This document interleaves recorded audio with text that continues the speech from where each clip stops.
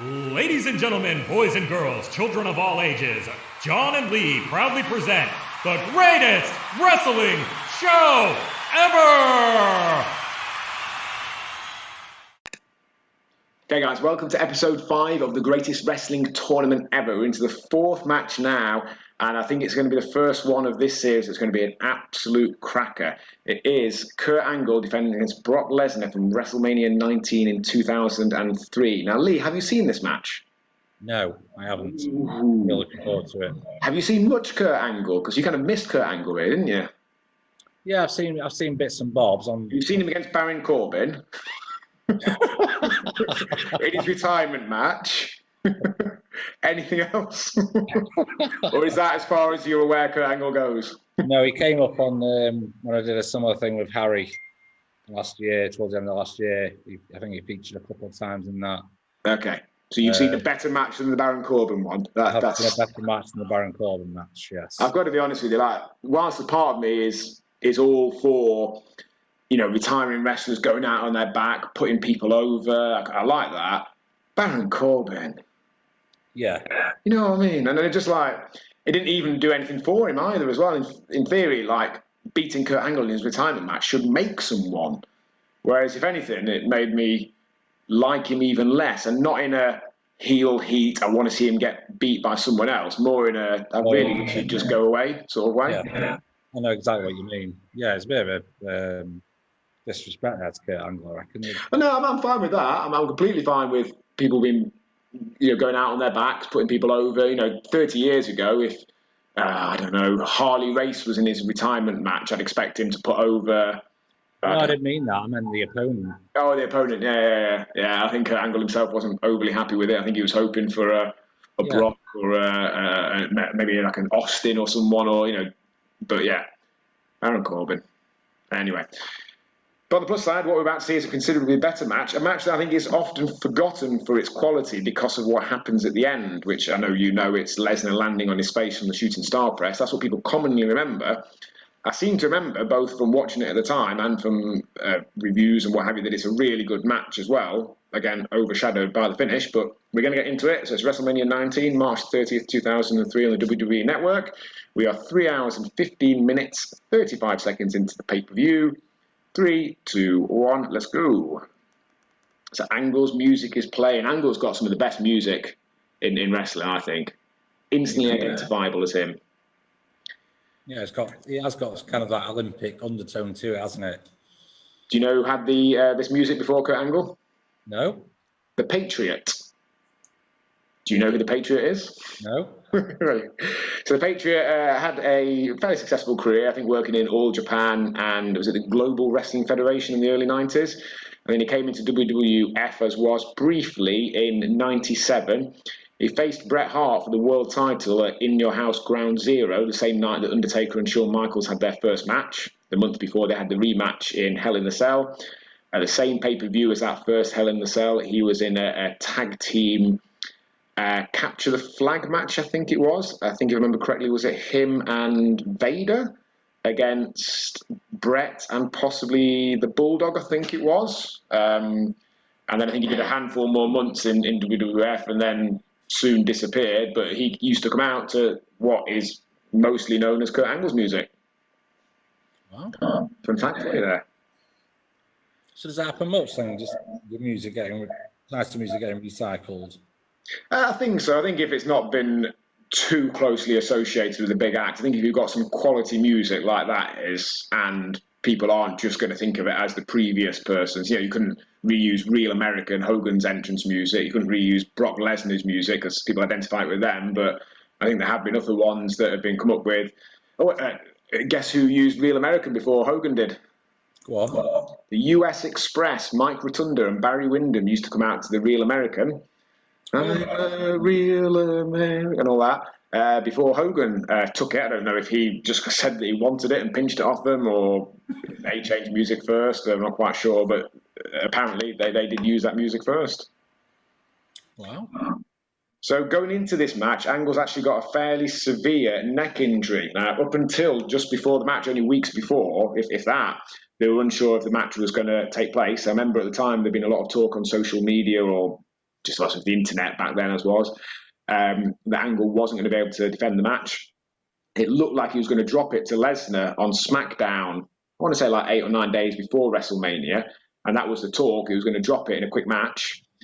And they did a bit of a bait and switch. They had the match announced. They had Lesnar come out and seemingly F5 and pin Angle. But it turned out it was Kurt's brother, Eric, who looks somewhat similar build, wearing Angle's jacket, the one that he just had on for the entrance. So when Lesnar realised, he sort of stepped away from the pin. Everyone wondered why he'd stopped pinning Angle, because he seemed to have got the match won. And then Kurt, I believe, did he run in and roll him up or something, therefore retaining the world title and retaining this WrestleMania main event. But he's coming into this match with a very severe injury, Angle is. How young Lesnar looks. How big did you say? Young. Young, yeah. Well, he's very young there. So let's think about this. I think he's only about a couple of years older than us. So this is 2003, early. So let's say it's before his birthday. He could still be about 25, I reckon. Roughly. 26, maybe. Hang on. I think he was 25 when he won the world title, previous SummerSlam, so he could still be 25. Yeah, it might have been 26, depending on when his birthday is. But yeah, he is young. He was identified early on, Lesnar. He won the NCAAs, which I don't really understand it, but some sort of collegiate wrestling tournament in America. And I think Jim Ross and sort of guys scouted him with the intention of coming in. And I think straight from day one, he was on a hefty contract. I seem to remember him getting paid $250,000 a year while in developmental, while everyone else was getting paid $500 a week or whatever they were on. Wow, that's huge. But you can see why. You know, you've got a guy like that. He's quite a once-in-a-generation sort of athlete, as they refer to him. Yeah, and a genuine tough guy as well. And I think having that background as well, like on top of his actual physicality and all that, means that you've got a bit of a storyline to tell already. They were probably thinking about potential matchups with Angle right from the start, I would assume. I think he was signed in summer 2000, by which point Angle was a main eventer in WWE.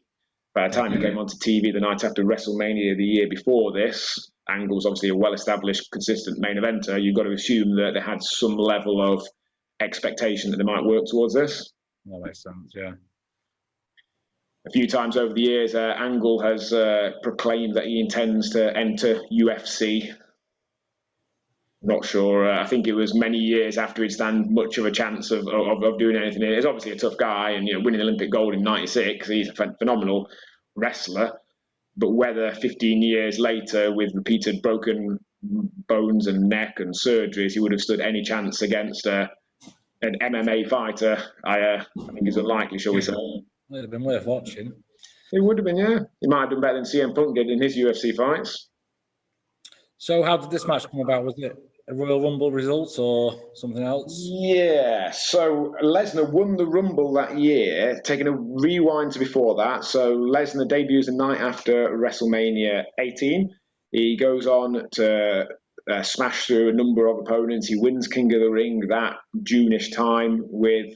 Now, I don't know if they'd announced before that the winner would face the world champion at SummerSlam, or if that's just what ended up happening, but he faced The Rock for the world title, the unified world title it was at that point, just one belt, well, two belts, one owner, at SummerSlam 2002, in what was very much a changing of the guard.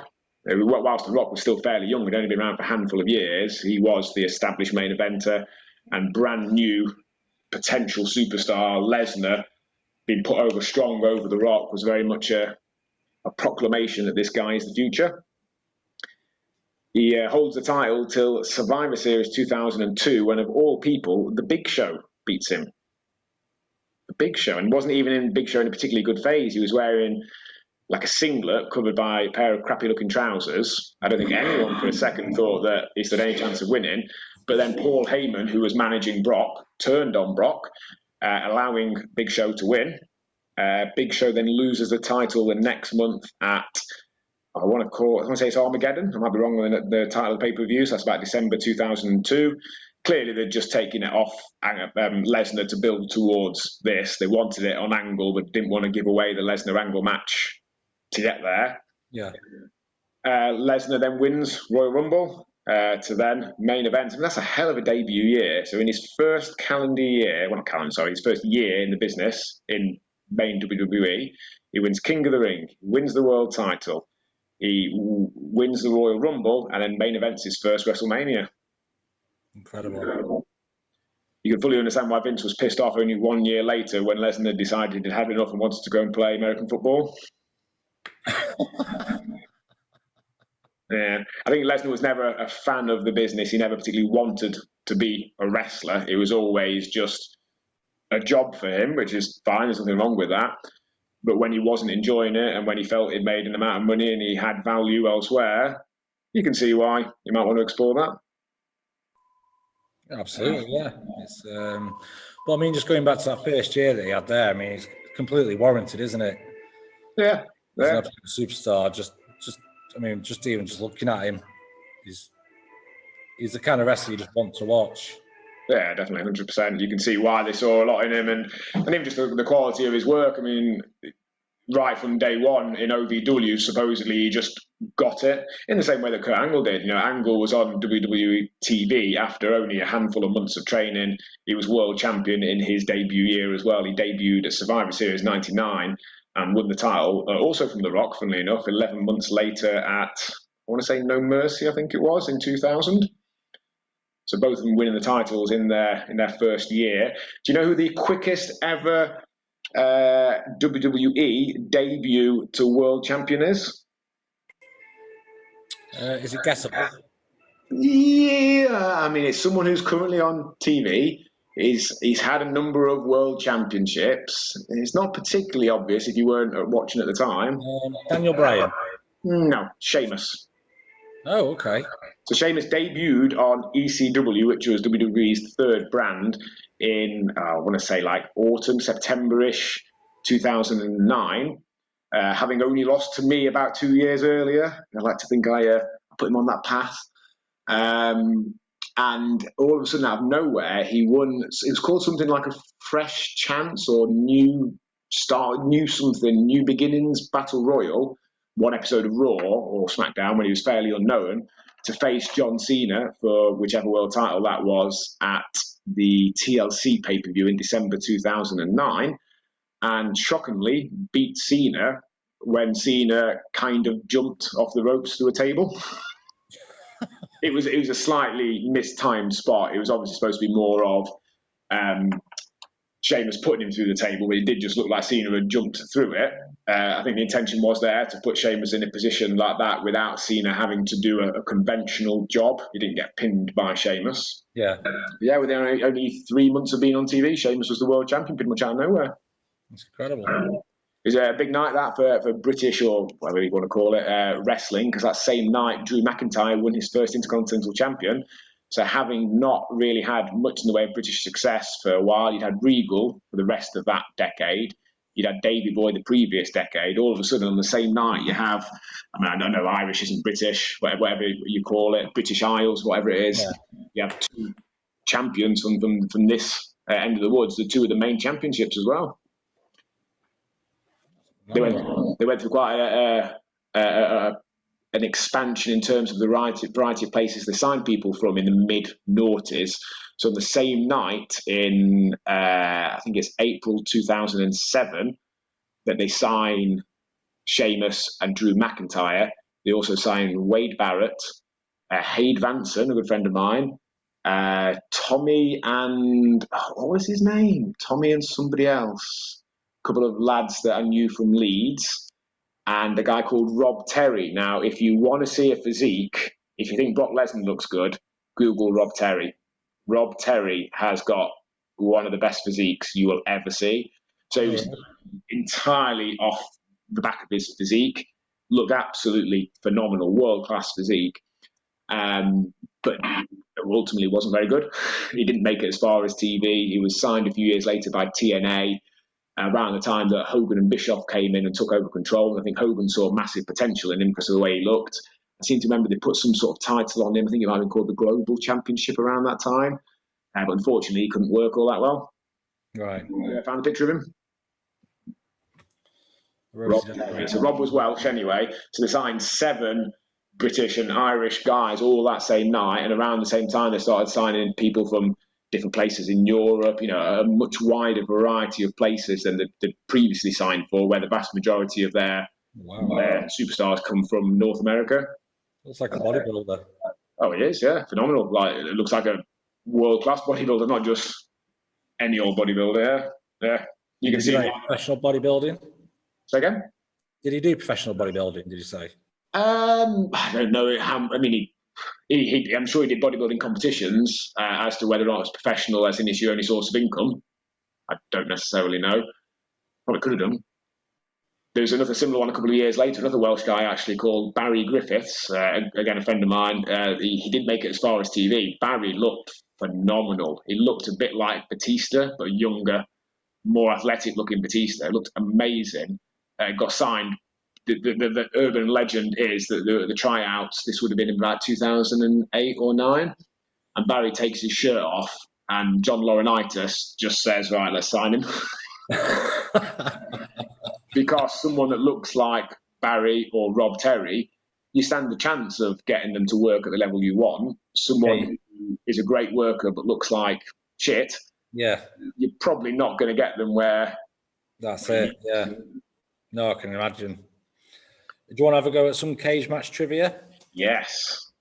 All right, we'll start with Brock then. So out of 10, what do you think his popularity rating is? Oh, I'm a bit confused with this one. So it's popularity as opposed to average match rating, isn't it?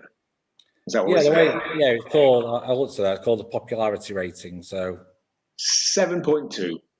8.06. Okay, that's relatively close compared to some of them.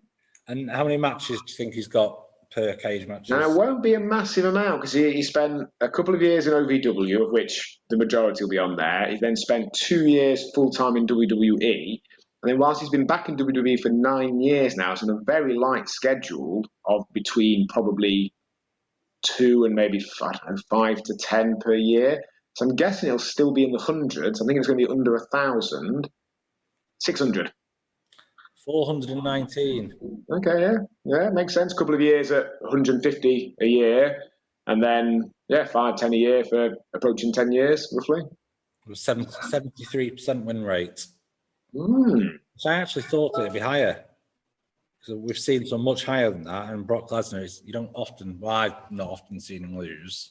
No, but within that, you've got things like Royal Rumbles that they didn't win. You've got Survivor Series matches, tag matches, etc. on the losing side of. So as to how many of those matches he's been pinned by an opponent, I'd be interested to see.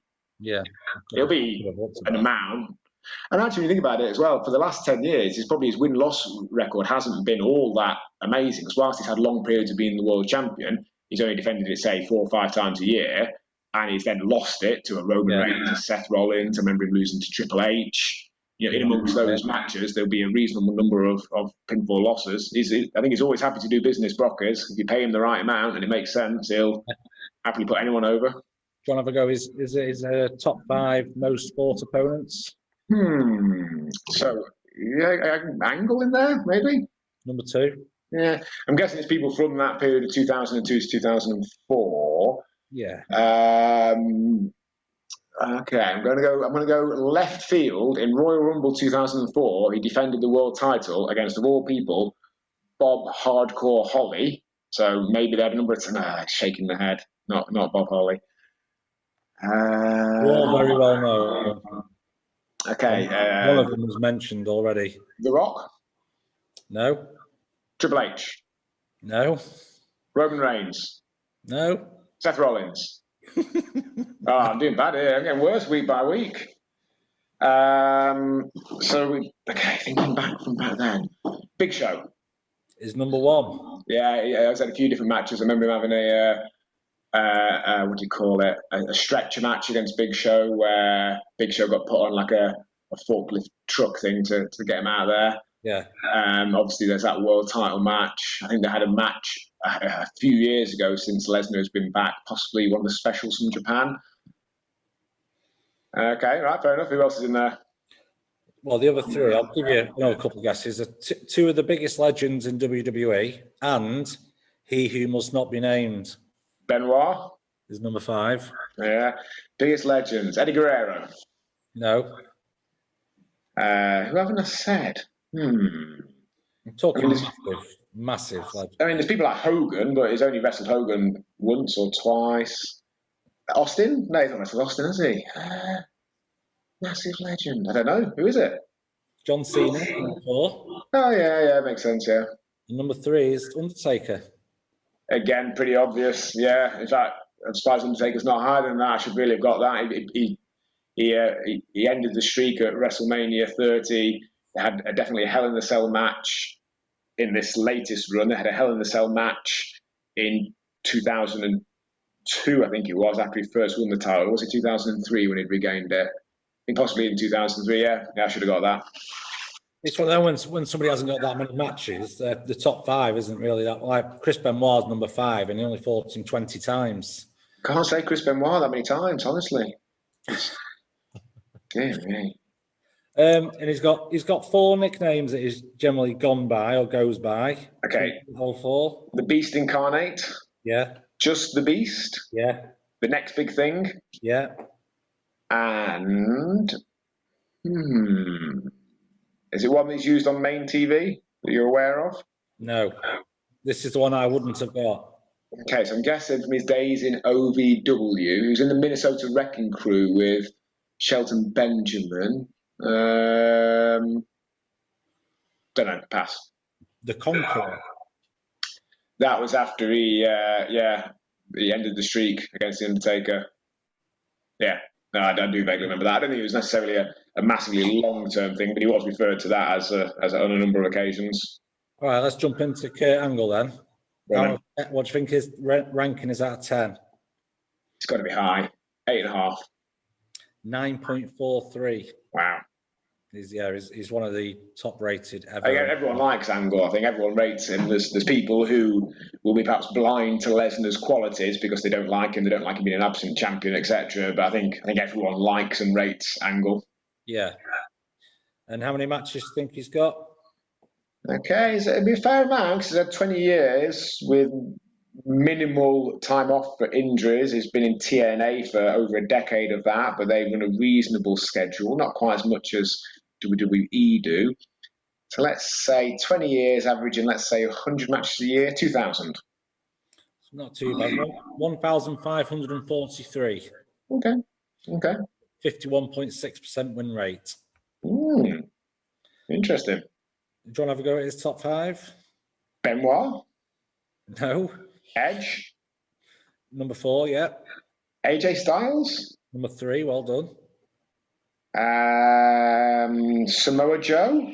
No. Two of them he's got in common with Brock Lesnar. The Rock? No, we didn't say it. Big Show? Number 2. Undertaker? No. Who else did we say for Lesnar?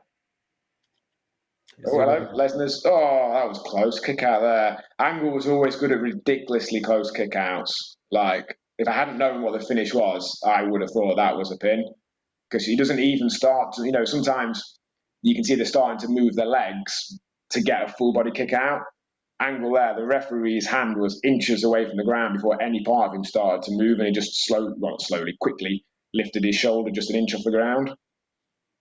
Always made it look relatively real, Angle did. There's other wrestlers who, like Shawn Michaels, I love Shawn Michaels, but it never looked like he was actually in a fight, did it? Yes. Yeah, he's a fantastic wrestler and an entertainer, and I'm not in any way besmirching him, but Angle really looked like he was in a fight. He really looked like he was hurting his opponent was hurting him. Right, who's left in Angle's top 5? Pass, who is it? Number 5 was Chris Jericho. Okay. Number 1 was John Cena. Yeah, makes sense. So this WrestleMania that they're wrestling at, WrestleMania 19, I think is arguably one of the most underrated WrestleManias. Now, I don't think many people would put it in their shout for one of the best WrestleMania there's ever. I think most people, if they're going from that period, would go for WrestleMania 17 2 years before, which I'm not going to say is or isn't better. On this one, you've got this. You've got Austin and Rock in their final match earlier on in the night, which probably wasn't as good as their previous 2, but it was a big match, and it was Austin's final ever match. Arguably Rock's last one as a somewhat full time, and that's basically he faced Goldberg the following month, and then did one more match the following WrestleMania, and then was gone for several years. You've got Hogan versus Vince McMahon, 20 years in the making. That was not a quality match in terms of the wrestling, but it was entertaining. I'm sure there's some other stuff on there, but I remember it being a good all-round WrestleMania. I think there might have been something like a Benoit or Guerrero match. I think John Cena pins the Big Show for his first title in WWE, the US title. No, sorry, that's the following year, WrestleMania 20. Ignore me on that one. Team Angle. Team Angle are on earlier in this, are they? In a tag title match? Yeah, that's right. Shelton Benjamin and Charlie Haas. Shelton Benjamin's still there nearly 2 decades later. Doesn't look all that much older than he did 20 years ago. Triple H and Booker T, was that a good match? Well, my main recollection of it from the time was the internet wrestling communities. There we go, it's going up now. Let's just watch this. So Lesnar had done the shooting star press numerous times in developmental in Ohio Valley Wrestling, and people were fully aware that it was something that he could do. I think I'd seen some sort of downloaded from kazoo.com. Here he goes, shooting star press. Oh! So he'd done it many times before in OVW. I think the big difference was he was fresh and, he just did it, or at the end of maybe like a 2-minute match rather than a 20-minute match. And probably not as sweaty and as slippy. And it's the end of the night. There's been several other matches in there. The conditions aren't necessarily ideal for being a 300-pound man doing something like that off the top rope. You've got to be impressed by the speed and response from Angle. So he starts to move as Lesnar's landing. He's supposed to take the move. He obviously realises it's coming short, so he moves to one side to make it look a little bit like it's rolled out of the way. F5, there we go for the pin. He then pins Lesnar, so he's not just stood there looking a bit. I remember, for example, when Owen Hart gave Steve Austin the sit-out tombstone and essentially broke his neck. Now, obviously, you're not going to start picking him up, but Owen did look a little bit lost, a little bit unsure as to what to do. Angle there, to me, covers that well in that he makes it look like the match was continuing perhaps as well as you possibly could. Yeah. There we go. It's funny, actually, coming out of this WrestleMania, going into it, you've got Austin, you've got Rock, you've got Angle, you've got Lesnar, you've got Hogan, but then all of a sudden, you're losing Austin, you're about to lose Rock a month later, you've got Angle, you don't know where he stands with his neck, you've got Lesnar just about killing himself, in and out anyway, so there's a lot of potential for the landscape to change very quickly after WrestleMania 19. Did they take a downturn after they all left? Yeah, I think they were definitely rebuilding at that point. So you'd got the likes of Cena and Orton and Batista coming through. I mean, they're nowhere near the main event scene at this point, but they're potentially seen as stars of the future. So they are rebuilding at this point. I can't remember any specifics about business. I mean, I remember in general business in the mid-noughties not being what it was in the Attitude Era. Yeah. I mean, you've lost a lot of big stars there. You could argue that around this time, they've probably got some of the best collection of stars they've ever got. They've still got Hogan, they've still got Hall and Nash, fair enough, very much at the tail end of their actual drawing careers, but they're still at the tail end of it, not several years past it. You've got quite a selection of talent on WrestleMania 19 compared to some others. He doesn't look well, Lesnar, does he? There was a documentary that came out after this WrestleMania, the sort of one that comes out after nearly every pay-per-view now. You've got the day of Survivor Series or the day of WrestleManias appear on the WWE network nowadays. Yeah. They did one at the time called the Mania of WrestleMania.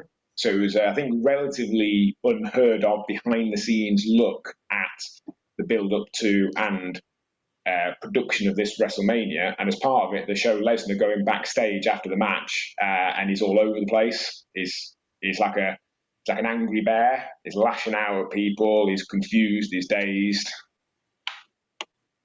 But what was going to happen? Oh, also in this one, you had Shawn Michaels versus Chris Jericho earlier in the night as well. I remember that now. Oh, I know it's someone. Speaking of Chris Jericho, he is on our list of potential and people for the next episode. So, could we put a little? We probably need to make sure we get people like, Mr. Perfect's going to be quite difficult to get in there, isn't he? Who's he actually faced on that list, Mr. Perfect? Roddy Piper. You kind of feel he would do because they're of the same generation. He's probably the only one, really, isn't he?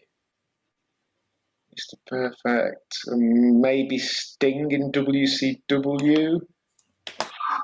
No, I think we'll have to be a bit TBC on that. We'll try and get Mr. Perfect match in for next week. I can't guarantee you it's going to be with. I'm reasonably sure he will have faced Roddy Piper. Whether or not it's on a match we can get hold of or is particularly worth watching, we'll have to wait and see. But let's provisionally say we've got Mr. Perfect in for next week's episode, and you've got Kurt Angle there has gone through to the next round. Not Kurt Angle, Brock Lesnar. Yeah. Yet again, I don't think we talked about the match in the slightest, did we? Apart from the shooting star press at the end. Good match, though. Yes, it was. Awesome, guys. Hope you enjoyed that, and we'll see you next week for a Mr. Perfect match, hopefully.